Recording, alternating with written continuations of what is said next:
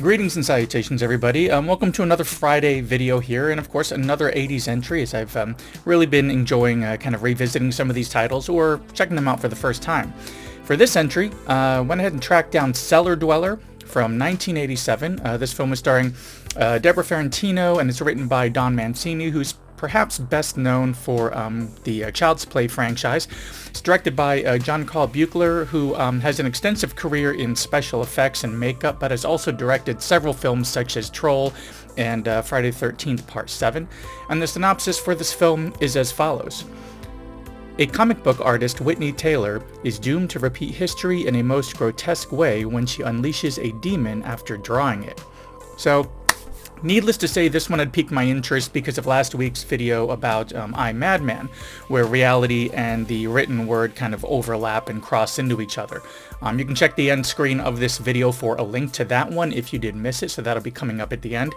But as for Cellar Dweller, this is another cool 80s idea which I hadn't really seen in a horror movie before, but wouldn't be surprised if there was another film that had a similar idea of these illustrations coming to life.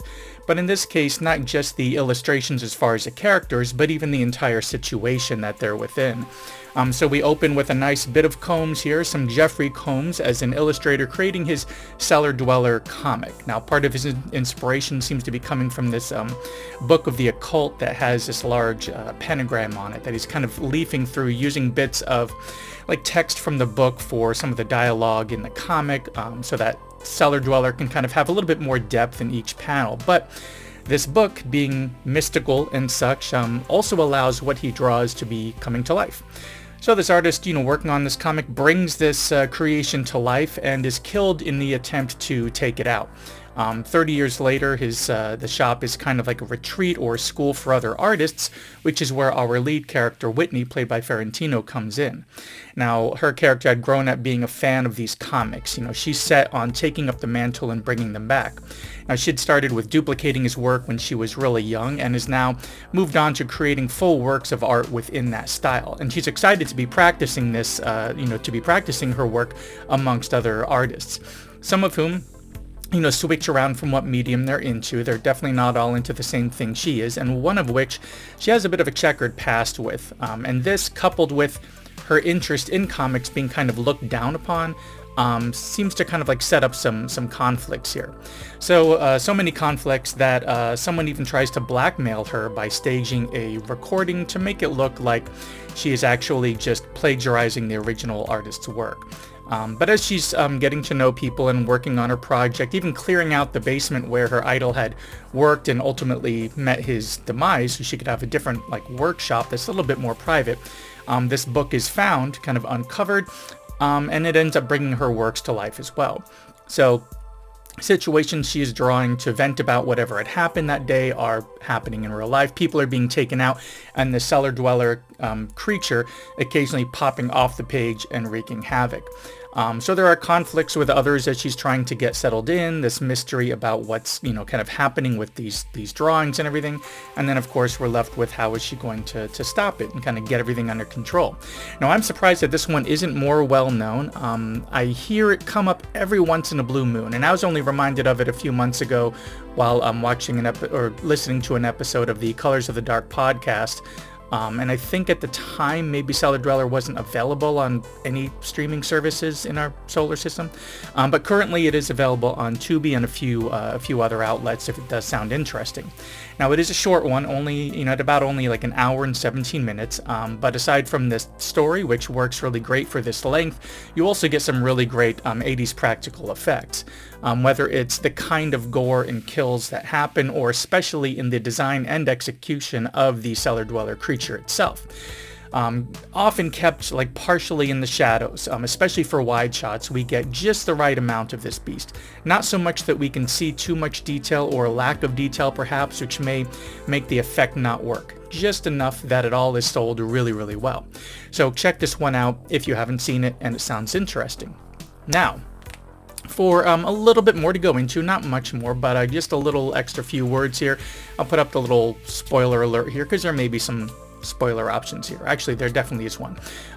But at any rate, I really do like the idea of the character and the situation coming off the page.